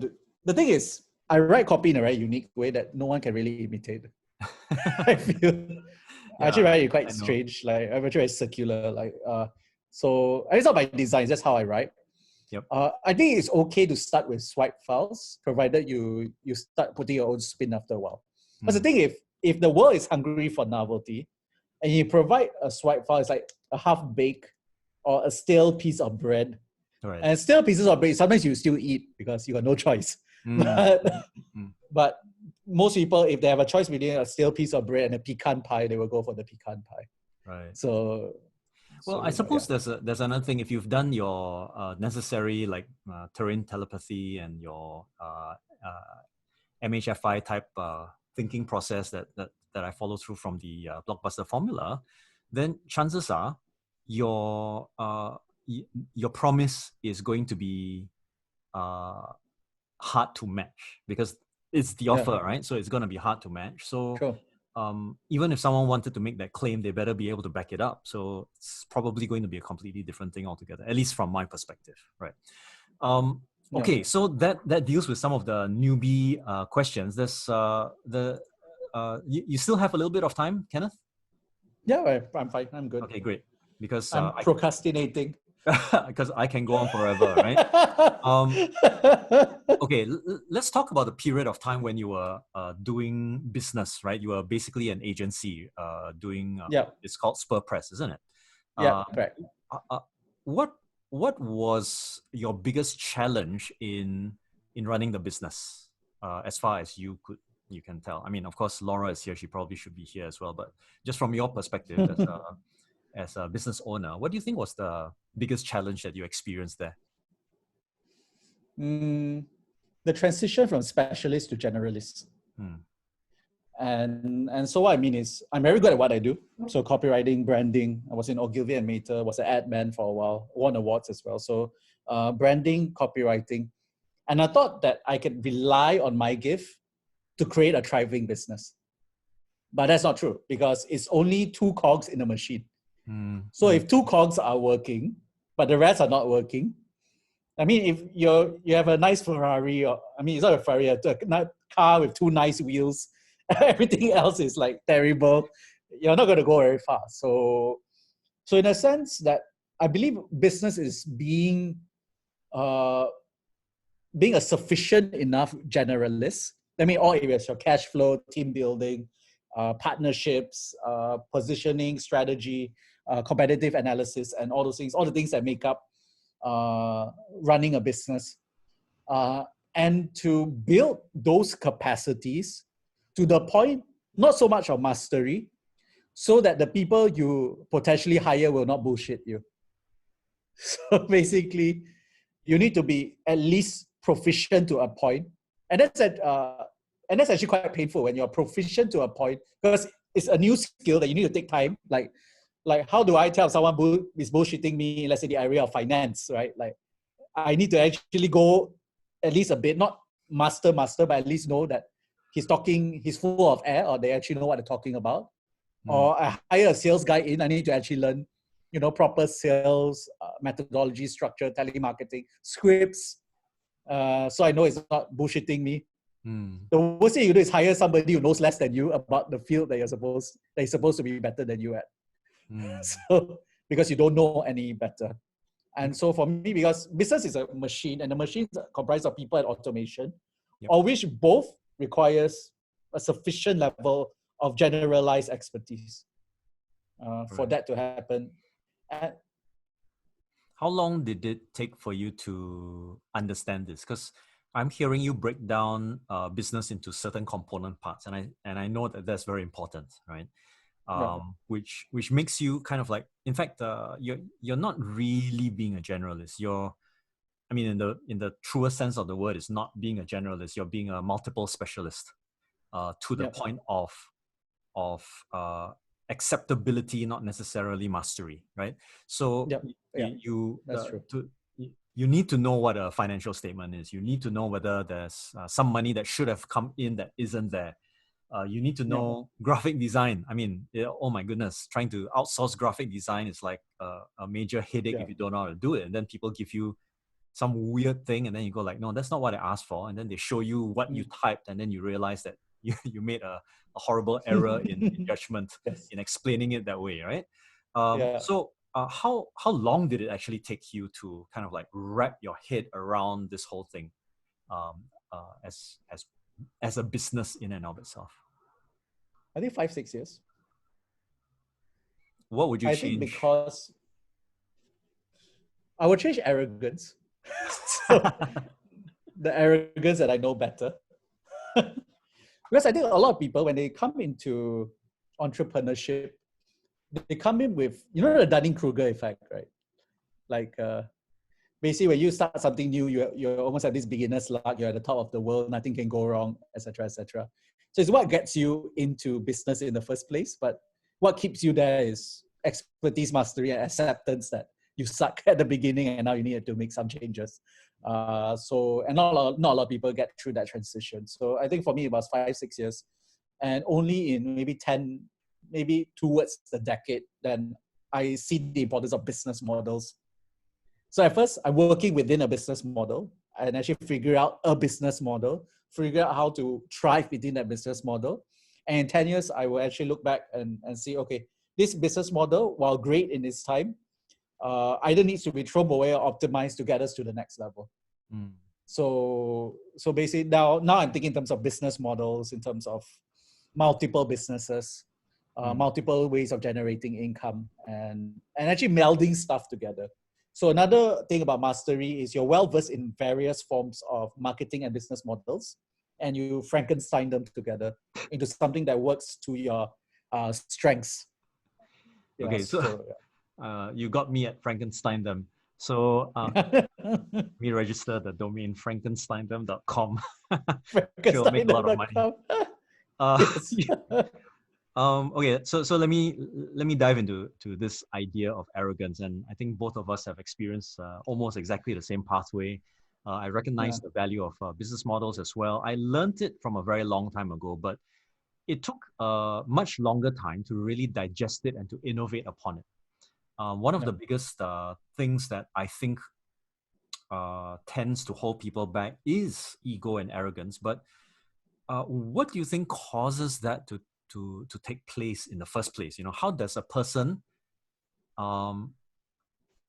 identify that they're arrogant? I mean, this is a little bit of a conundrum, isn't it? Because if I am arrogant, doesn't it already mean that I'm not really self-aware? Is there, in your opinion, is there some kind of a cure to this? Arrogance is fundamentally relying on the evidence of superior past performance. So basically what that means is I excel, and I build upon this history of excellence. So now I'm arrogant, and I apply that history or that historic excellence to my future endeavors. So even though the future endeavors may require different skills, that until I tune down my arrogance to learn those skills, I would then the cure for arrogance is crashing and burning. In knowing that your historic excellence is nowhere near, like cannot serve your future destiny or your present reality. So that's what happened to me. So I was very arrogant in my copywriting, my superior copywriting skills, everything. But my business flopped. Like in the early days, it started off really well, but it flopped. And it flopped because I didn't listen to Laura, probably fundamentally that, but I didn't learn, team building skills. I didn't learn client management, project management skills. I didn't learn all those things. And only when I have the humility that says, hey, I need to go beyond the copywriting.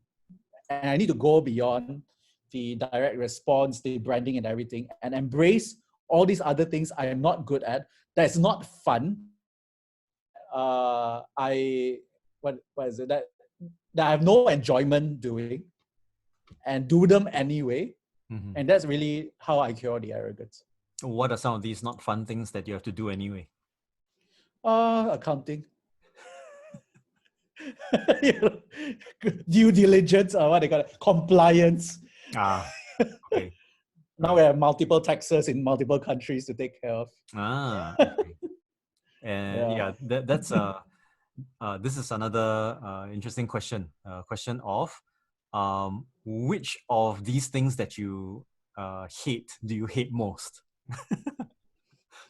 I actually learned to, while not hate them, be indifferent towards them. Right. And they actually derive a bit of enjoyment because you achieve something you haven't really done before, you're not very good at, and you actually get an outcome. You do feel a sense of satisfaction. True. Even though it's quite draining to get there. Yep. Like to do accounting or to, go through a certain compliance thing, you get the satisfaction of a job done. So I don't think I hate anything anymore. What I probably dislike is getting away from my core superpowers, which are basically networking, storytelling, copywriting, branding, design, like basically of the creative field and strategy as well. So now I'm developing the strategic side as well, and have to train up staff. Let's say so we're actually training up staff currently because of the info product side has grown like this. So we have 3 new staff we got in recently, and training them up is slightly draining because it takes me away from my core. But I need to do it. The difference now is I'm not arrogant enough to let them be. So I was like, okay. I will say, okay, this is something I need to do to make sure that in future, I will just focus on what I can do and everything else will happen as a machine mechanically. That's almost core to leadership, actually. So I'm hearing a lot more maturity from the standpoint of building up of leadership and to be able to see that it's maybe like a growth path that you build up to a point, and then once you bring people in, actually you already are proficient, so you can coach them, develop them, train them, and make sure that they're not left to their own devices. Here's a question that Vikas is asking, which is if let's say you're branding a person, Right. And I hope I'm getting the question correct, because if you're attempting to position someone of a particular, status, who's an expert, what are some of the things that you'll look out for? I will marry three different things together. The first, and this may sound weird, is actually the rising tide, the rising sentiment. And what I mean by that is, what are the things that are starting to be emergent in the world today in terms of the trends, economically, whatnot. And I'll marry that emergent trend with your core values and your expertise. So I know Vickers has a bit of mindfulness, wisdom, and everything. So the emergent trend is actually mindfulness, maybe. And then, you have you have your core values, which is wisdom and everything. And whatever your expertise is, maybe it's the coaching and component, or the getting people unstuck component, and all those things. But in terms of the emergent trend, I want to look for something that not a lot of people are doing. So it has that sense of the new and a sense of novelty. I really believe that you give people what they want in a way they don't expect. That's one of my fundamental core principles. So you give people what they want, which is the peace, joy, love, and everything, but you give them in a way that they don't really, they can't find anywhere else, pretty much. Do you have an example for that? Because that's actually very good. Give them what they want in a way that they don't expect. What illustrations could exemplify some of this for the audience? Okay. Recently is a weight loss pill that is taking the world by storm. And I say taking the world by storm is, if Stuart, the concept of gravity, and the gravity of anything above 100 is quite good. These guys are getting 800 gravity right now in today's economy, which is nuts. Wow. And it's 8 times better than what is good. So basically, it's insane. What's really interesting, they give people what they want, which is weight loss fast. That's what they want.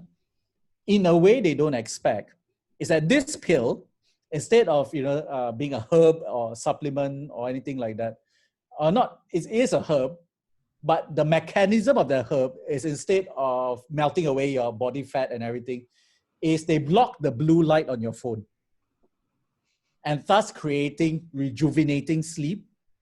And in the rejuvenating sleep, it burns fat. And basically lowers your blood sugar and all those things. So literally is, you pop a pill, you sleep and lose weight. Right.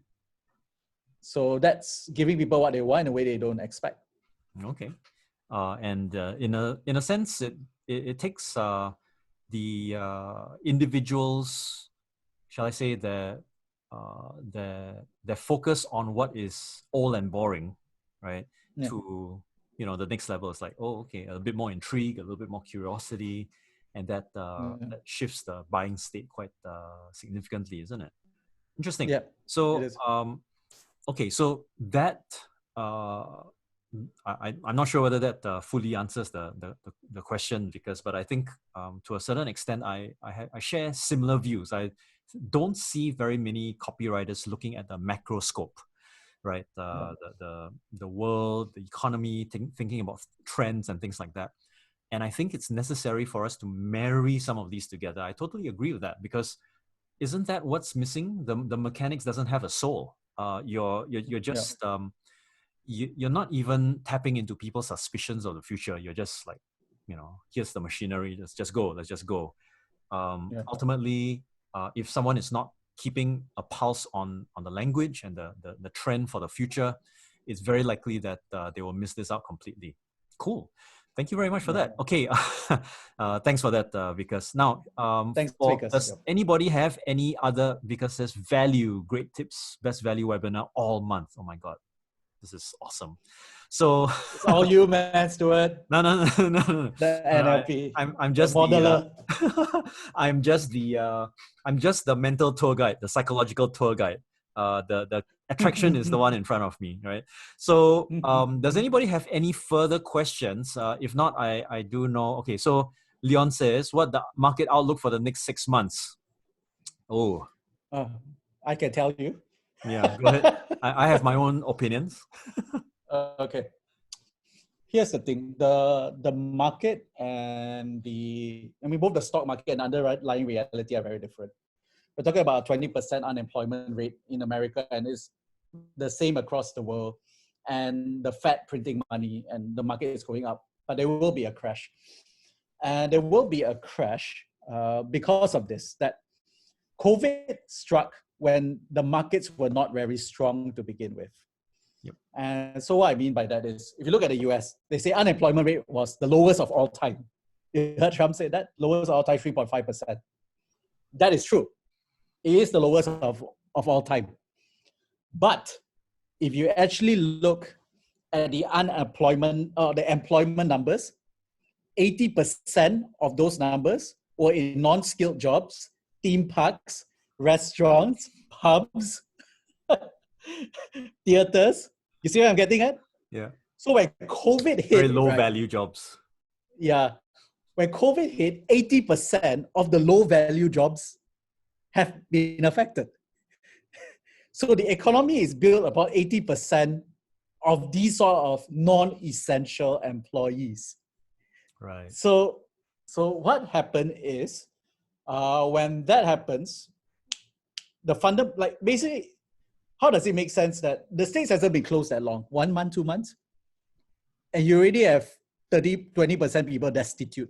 That means you don't have savings beyond a month. Yeah. And the problem is the corporations also live like that. The corporations actually live like that. They actually live like day to day. They actually no savings either. Most of them don't have profit, don't have proper profit.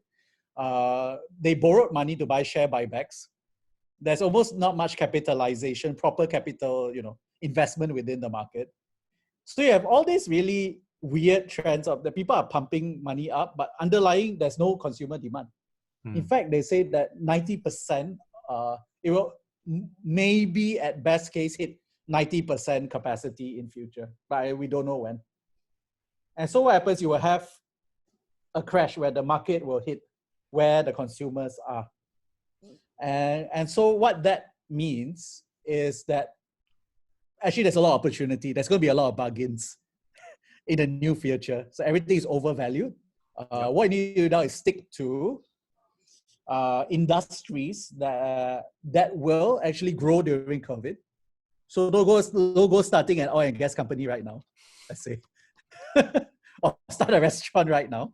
But online education and all these things are great. Some of the e-commerce stuff is great. Right. Work at home type things are great. And there's you can invest in certain stocks and shares in the work at home economy. They call it the homebody economy, and that will help. I know that's my macro level, I think. I don't know if it answers I think that's a very useful insight. I think there are many economists who will predict very, very, very different things.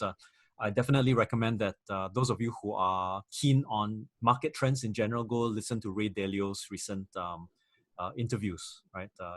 He's got his pulse on a lot of things. So that's where specifically the market is likely to go. People are predicting a bubble burst. But when you're talking about things like COVID, is COVID going to go away? And the answer is no. Chances are, and my prime minister already announced that it's at least a year, if not longer. Things will persist. There'll be second waves coming in and out, right? Second, third mini waves coming in and out. Beijing's already experienced that. Which is great because you have technological laggards who are coming into the marketplace where they never existed in the first place. So I don't know about you, but in the past, everyone looked at teleseminars and webinars as like, why should I? I'll just drive I'll just drive to that event and just attend it. But now it's like, okay, it's so much more convenient.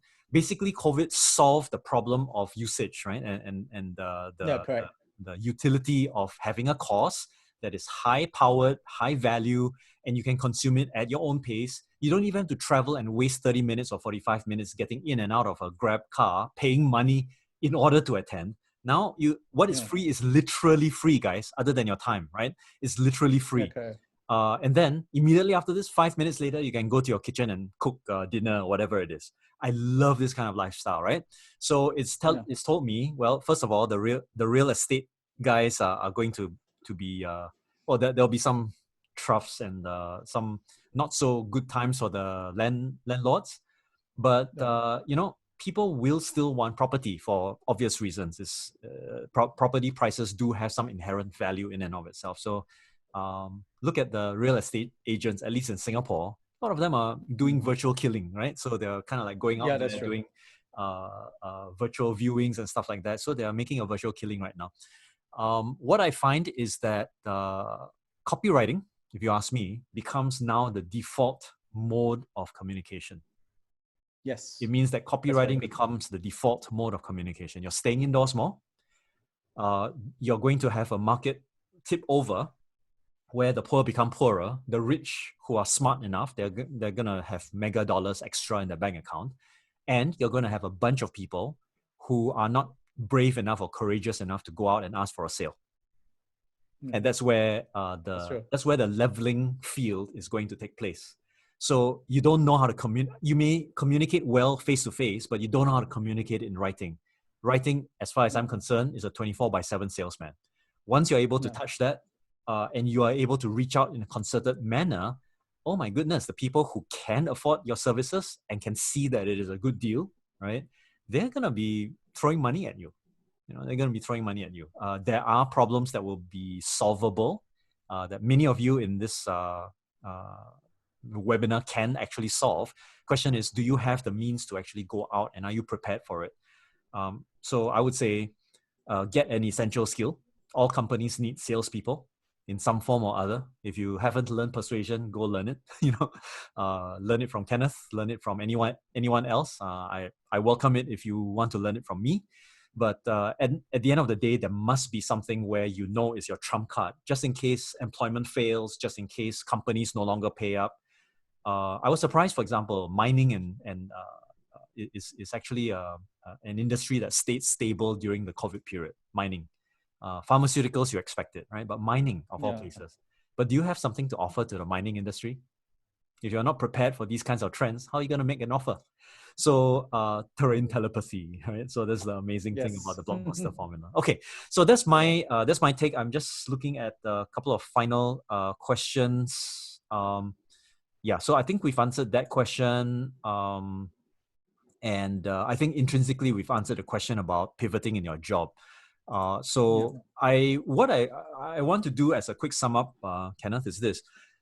We've talked a lot about how you transited from your childhood into your growth period, your shift of mindset, getting into writing, knowing it's your superpower, knowing how to move from that and then pivoting into a business.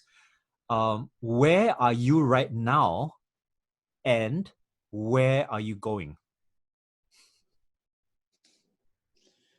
I think right now, I am doing things I'm supposed to do for many years that I haven't done.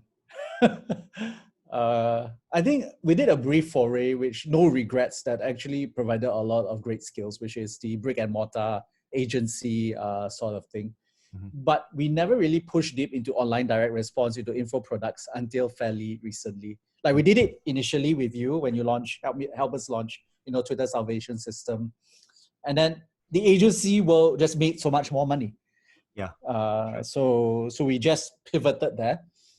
And now we're pivoting back with all the new skills we had in terms of organizational design, offer creation, and everything. And we realized that making money right now is so much easier than back then. Yep.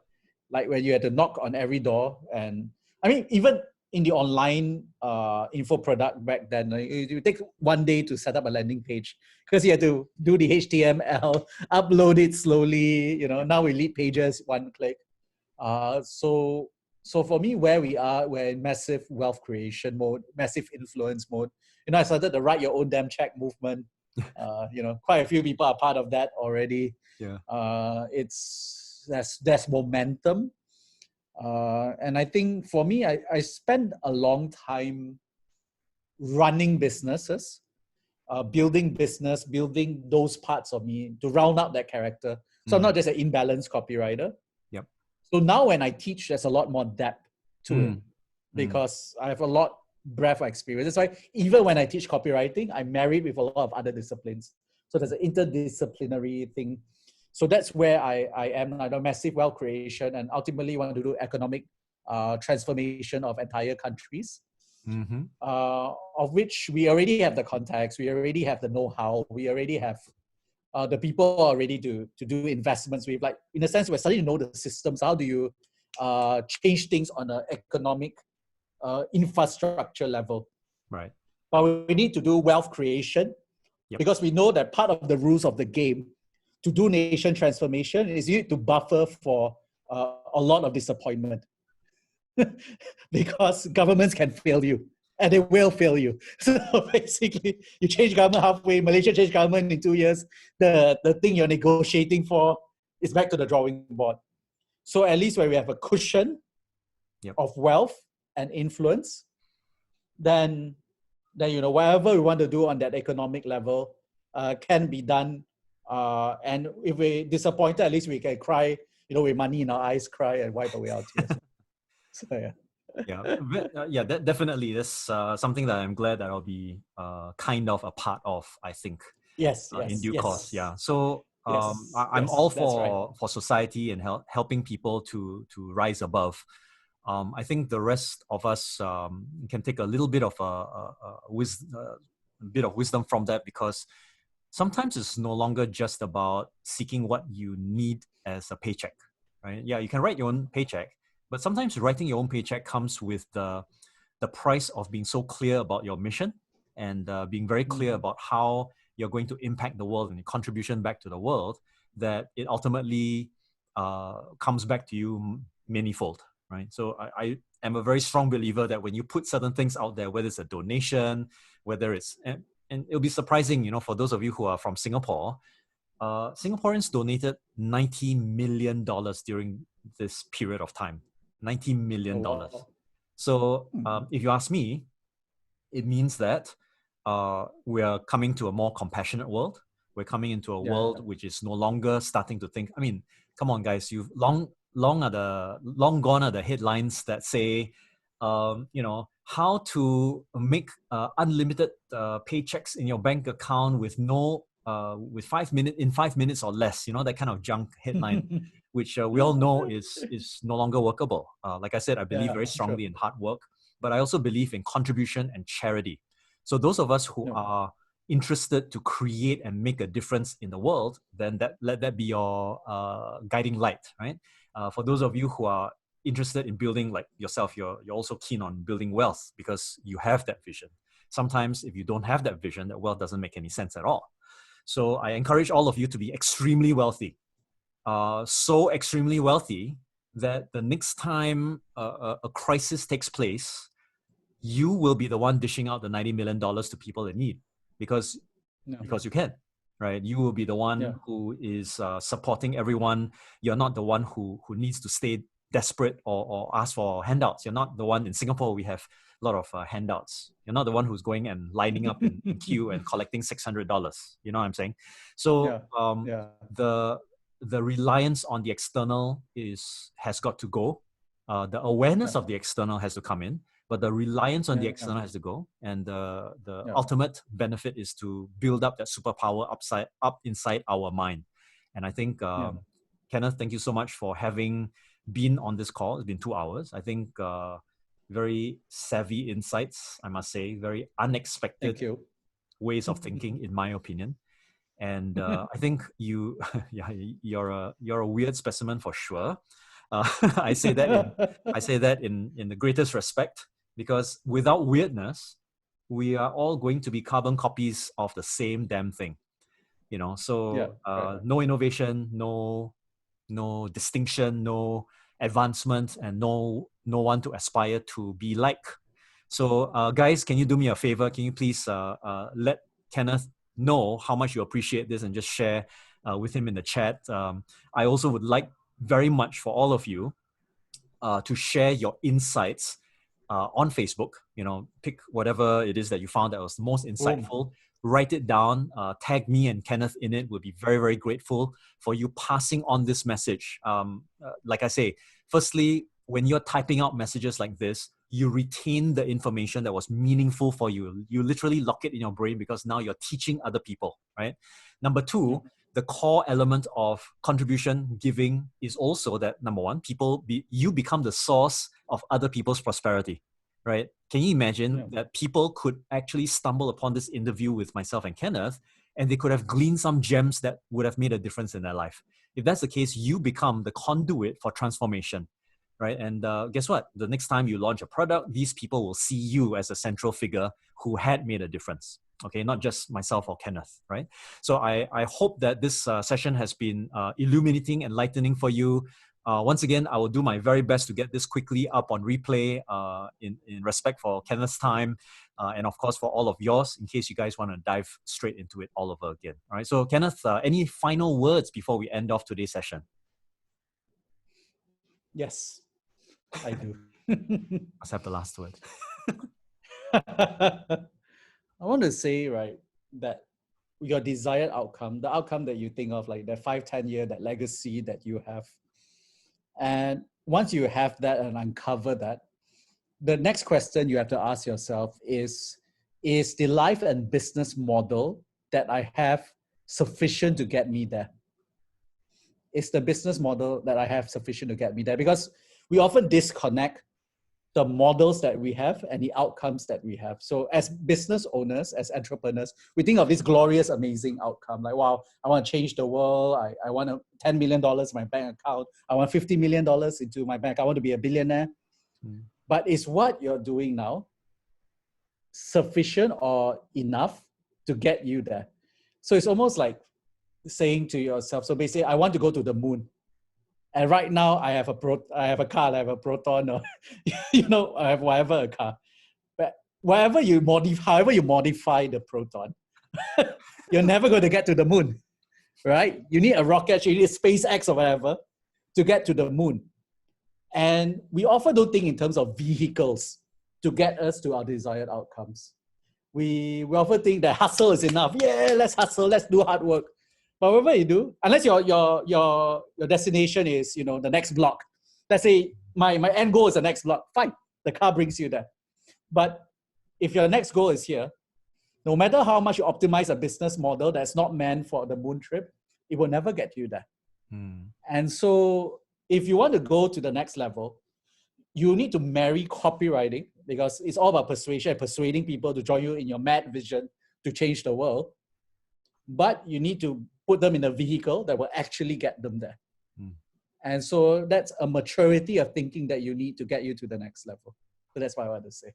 Awesome. Thank you very much, Kenneth. Really appreciate you. Yeah. Everybody, thank you so much for your presence today.